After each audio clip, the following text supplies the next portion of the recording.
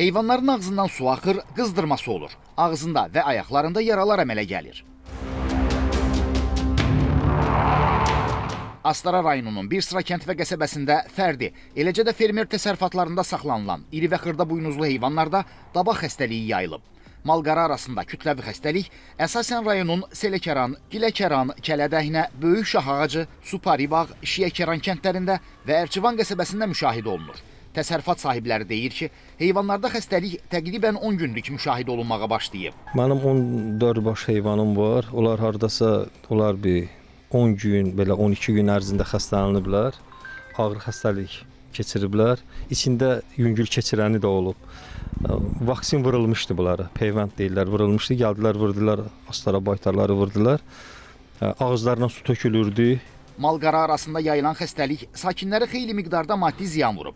Onlar nə südü, nə də əti sata bilirlər. Tək bizdə deyil, bütün rayonda bu dəqiqə bu dabaqla bağlı bütün xəstəlikləri yayılıb. Düzdür, o həkimlər də gəlirlər, səyin göstərirlər, amma o qarşısını alma mümkün deyil.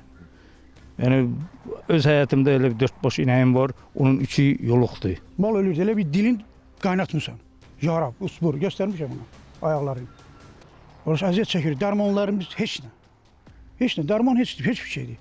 Dərman vurursan elə bir ki, sudur, kömək də eləmir.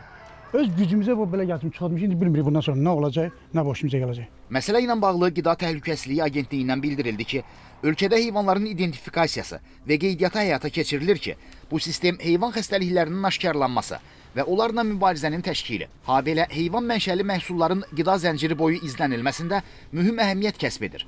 Xüsusi təhlükəli xəstəliklərə görə epizotoloji şəraitin öyrənilməsi məqsədi ilə iri və xırda buynuzlu heyvanlar arasında seroloji monitorinqlər keçirilir. Heyvanlardan diaqnostik nümunələr götürülərək laborator sınaqları aparılır. Toplanmış məlumatlar peyvəndləmə və digər profilaktik tədbirlərin görülməsi üçün yerli heyvan sağlamlığı və baytarlıq xidmətləri idarələrinə göndərilir. Qurumdan o da qeyd edilib ki, heyvan xəstəliklərinin qarşısının alınması üçün müvafiq dövlət orqanları məsələni daim diqqətdə saxlayır və mübarizə tədbirlərinə davam etdirirlər. Elvin Əkbərov, Yusif Kərimli, Xəzər xəbər.